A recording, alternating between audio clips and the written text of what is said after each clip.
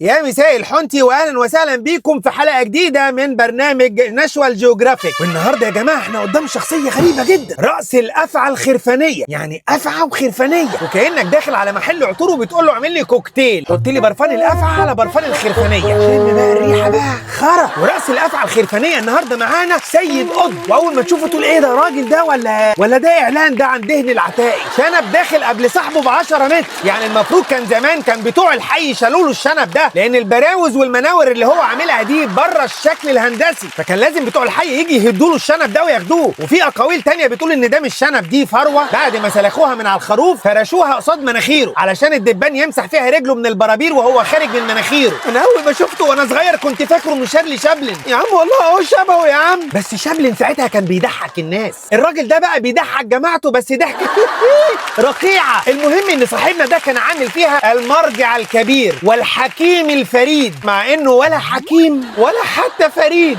ده فريد شوقي نفسه كان اكتر حكيم عنه. ايه ده، انا تهت مني.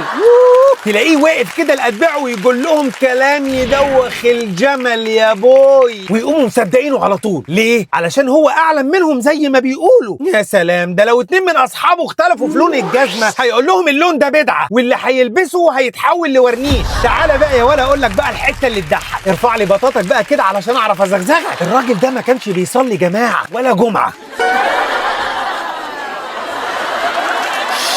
سكوت سكوت، محدش يضحك دلوقتي، هو حر طبعا. يمكن لما كان بيرقع الشنب كان تقيل عليه، فكان ممكن ياخده وينزل على وشه، فيعني من كتر تقل الشنب ما بيقدرش يقوم يقول سمع الله لمن حمده. بس لما سالوه طبعا وقالوا له ليه ما بتصليش لا جمعه ولا جماعه مع انك اخوان متأسلمين، فعمل اللي هو شاطر فيه، اللف والدوران، وبدل ما يقول كلمه مفهومه طلع بظرفه عجيبه. طبعا هو بالنسبه له لو زرت عادي لانه مش هيتوضى علشان ما بيصليش لا جمعه ولا جماعه.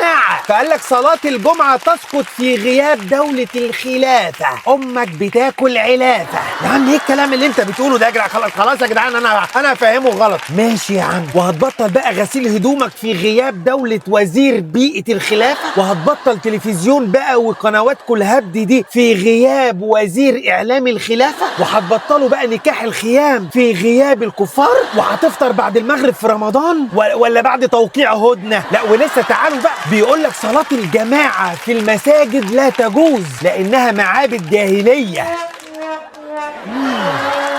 اجل يا سيدي. يا عم ارحمنا، انت شارب صابون سايل، قصدك عمال ترغي كده في الكلام، انا مش فاهمك. ده حتى الناس اللي عندها فوبيا الزحمه بتروح تصلي جماعه في المسجد وما بتشتكيش، يعني المسجد اللي كل الناس بتروح له علشان تقعد تتعبد وتقول يا رب بقى جاهليه؟ طب والبيت اللي انت قاعد فيه وعمال تقول كلام هبد ده، البيت اللي انت قاعد تقول فيه كلام غريب عجيب مريب زبيب، ده ايه بقى، دار الحكمه ولا مركز خدمه العملاء؟ امك بتقول ماء. المضحك بقى ان كل ده والناس مصدقاه، واي كلام بيقولوا عليه ماء على طول بيصدقوا علشان عنده شنب عامل لهم هيبه، فاكرينه علامه تجاريه. يا ابني ده لو شنبه وقع نص اتباعه هيرجعوا عن افكاره في نفس اللحظه، ده شنب مرخص وعليه كارت خاص. تعالى بقى اقول لك بقى تاريخه الاسود. الراجل ده طول عمره بيطلع كلام يودي الناس في داهيه، بيحرك، بيشحن، بيدور على اي فتنه ويدلق عليها جيركن بنزين ويقنع بقى اتباعه ان هو ده طريق الحق، مع انك عمرك ما شفته مره بيعمل حاجه من نفسه، خروف ومتساق وبيقول ماء، بس ده الزعيم الروحي بتاعهم.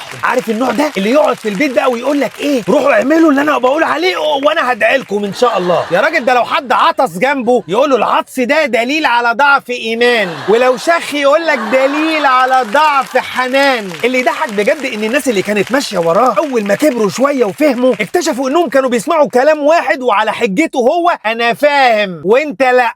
طب يا عم الفاهم فهمنا، فلا بيفهم ولا بيسيب غيره يفهم، بيطلع يزرط والناس وراه تقول ما ايه الزرطه الحلوه دي. الخلاصه ان الشنب ده كان مشروع كامل، مشروع وهم، مشروع اتبعني قبل ما احلقه، اتبعني وانا اقول لك الطريق من غير ما هو نفسه يعرف الطريق. لكن الحمد لله الزمن بيكشف والدنيا بتتقدم والناس بقت اذكى، ده الناس الواعيه، وبقينا بنضحك على الناس اللي كانوا بيخوفونا زمان. ويا عم اقسم بالله لحد النهارده اول ما اشوف صورته اقول يا نهار ابيض، شنبي شابلن يطلع منه كل ده. وبعدين افوق واقول لا يا بلبل ايه ده، امال الخرفان دلوقتي بتعمل اوسخ من كده، موضه الشنب خلاص راحت عليها وماتت، دلوقتي مربيين قرون، فروه، ليا، شوف الوليه. حط لي يا ابني الخروف ده قدام العربيه ويلا وشيروها له.